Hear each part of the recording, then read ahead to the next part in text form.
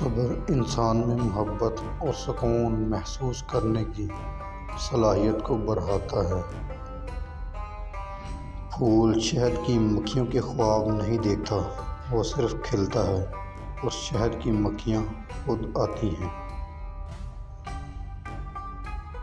عقل قبر سے آگے نہیں دیکھ سکتی، قبر سے آگے عشق کا قدم اٹھاتا ہے، اور عشق ایک جست میں زمان و مکان والی کائنات سے آگے نکل جاتا ہے۔ خاموش سمندر ہے اور گفتگو نہر ہے، تجھے سمندر تلاش کر رہا ہے تو نہر کی تلاش نہ کر۔ جن لوگوں کے دل سخت ہو جاتے ہیں، ان کو اپنے گناہ اچھے لگتے ہیں۔ لوگ جو مجھے جانتے ہیں، انہیں مجھے دوبارہ جاننا چاہیے۔ میرے لیے میں چاند جیسا ہوں، آپ ہر روز میرا نیا چہرہ دیکھو گے۔ محبت میں تھوڑی سی توجہ زیادہ ہو جائے تو عشق بن جاتا ہے۔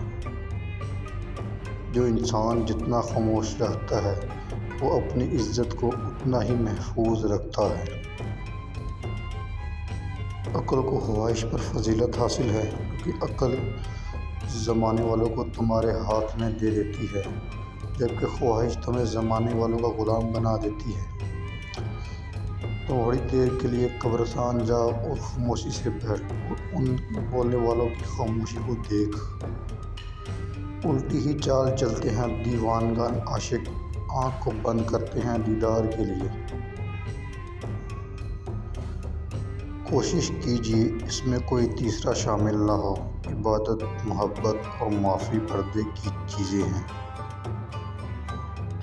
ماں باپ کے ساتھ آپ کا سلوک ایسی کہانی ہے جو لکھتے آپ ہیں، لیکن آپ کی اولاد آپ کو پڑھ کے سناتی ہے۔ اللہ کی یاد میں بہہ جانے والے آنسو اللہ کی نگاہ میں بے حد قیمتی ہیں۔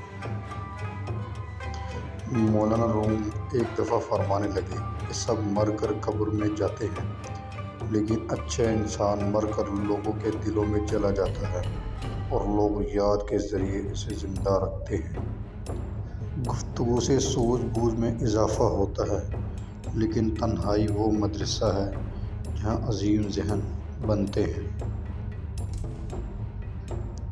زندگی طوفان کے گزرنے کا انتظار کرنے کا نام نہیں، بلکہ یہ طوفانی بارش میں ناچنے کا ہنر سیکھنے کے بارے میں ہے۔ جتنا میں خود کے قریب آتا ہوں، اتنا ہی مجھے معلوم ہوتا ہے میں خود سے کتنا دور ہوں۔